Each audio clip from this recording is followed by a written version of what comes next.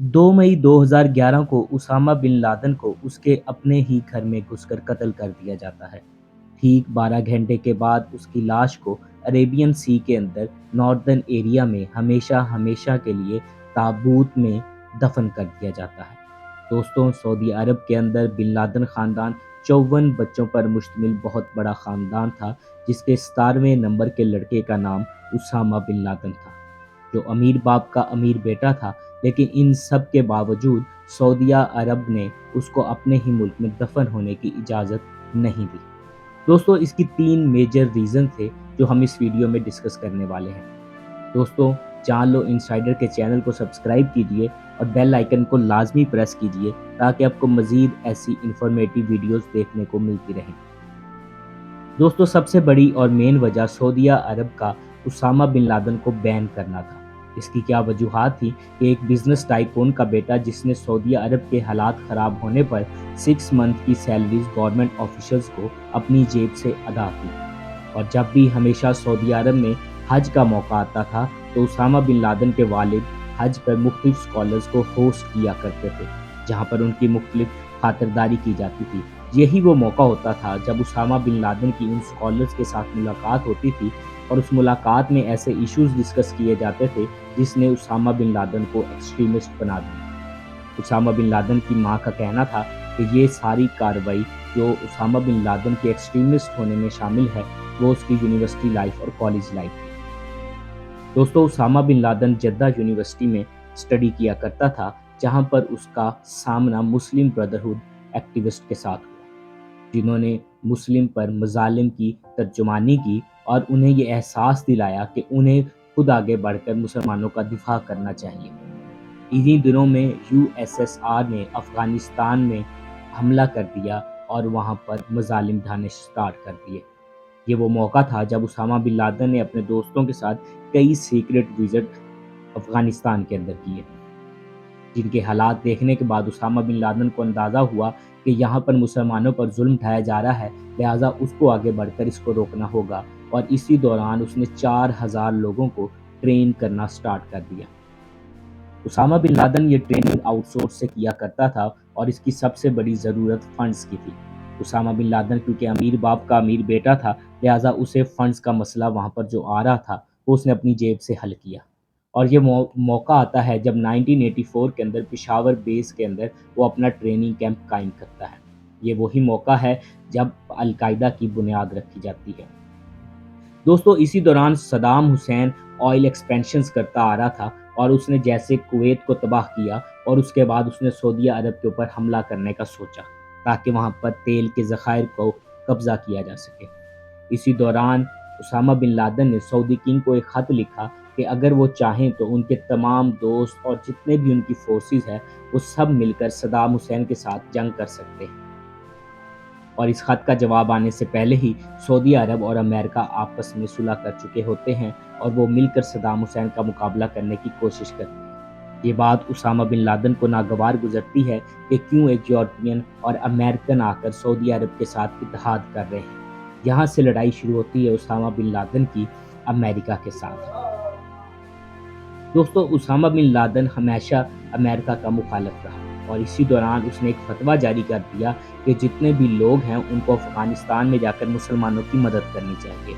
और इसी दौरान उसने सऊदी अरब से ही 4000 लोगों को अफ़गानिस्तान में अटैक करने के लिए तैयार करने की कोशिश की, और उन लोगों को उसने पाकिस्तान के अंदर ट्रेनिंग देना स्टार्ट कर दी। इसी दौरान डिफरेंट बिजनेस मीटिंग के सिलसिले में उसका जाना अफ़गानिस्तान के अंदर हुआ, और जहाँ पर उसने मुख्तलिफ ग्रुपों को सपोर्ट करना स्टार्ट किया और डिफरेंट ग्रुप्स की उसको सपोर्ट हासिल हुई। यही वजह थी कि जब उसको अफ़गानिस्तान में एक्सेस मिल गई और वहाँ पर जब अमेरिका और सऊदी आपस में मिल गए और उन्होंने सऊदी किंग को ये बात बहुत बुरी गुजरी कि उसने 4000 लोगों को सऊदी अरब से निकाला और ट्रेनिंग कैंप में ले गया। ये शुरुआत थी जब सऊदी किंग ने उसामा बिन लादेन को सऊदी अरब में ट्रैवल बैन कर दिया।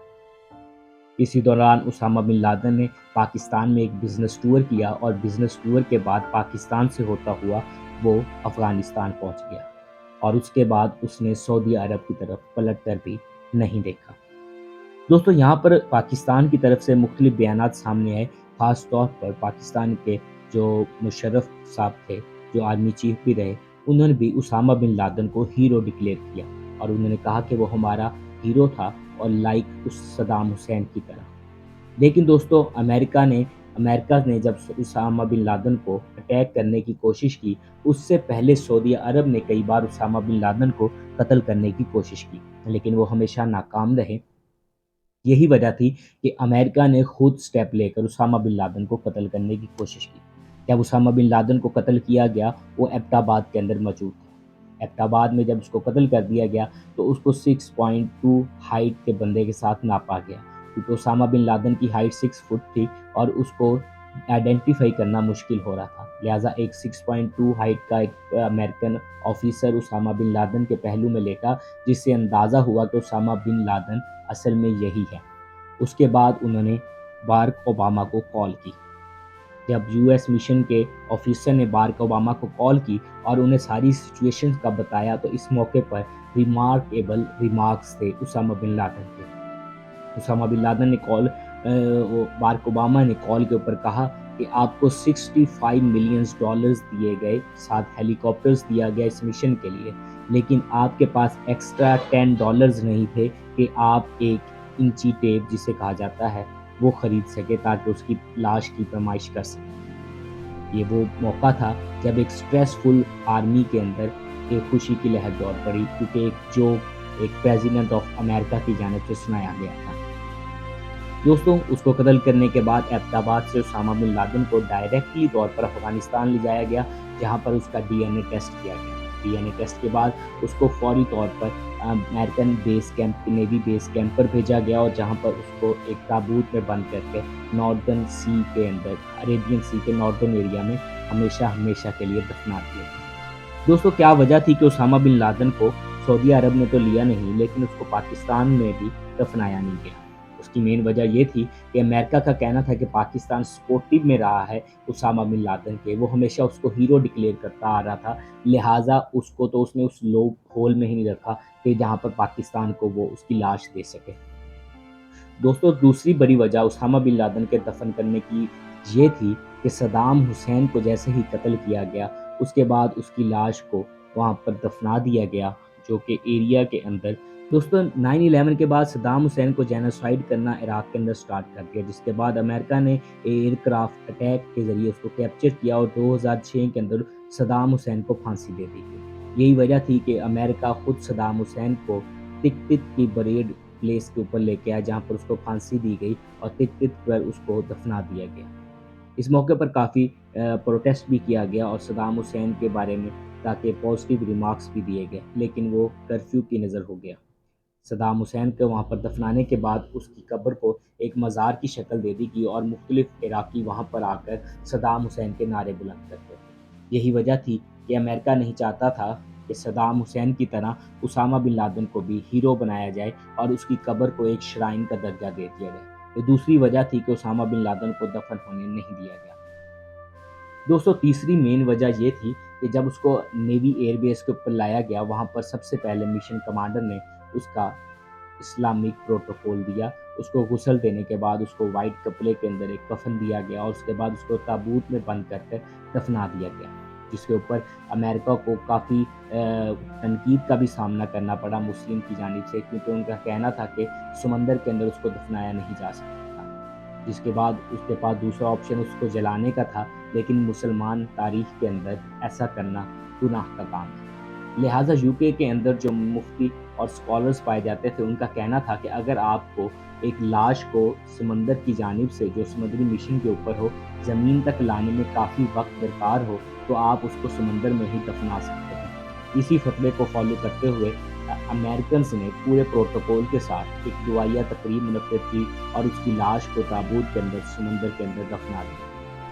یہی وجہ تھی کہ تینوں وجوہات کی بنا پر امریکہ کے پاس صرف ایک یہی حل تھا کہ اسامہ بن لادن کا نام ہمیشہ کے لیے مٹا دیا جائے۔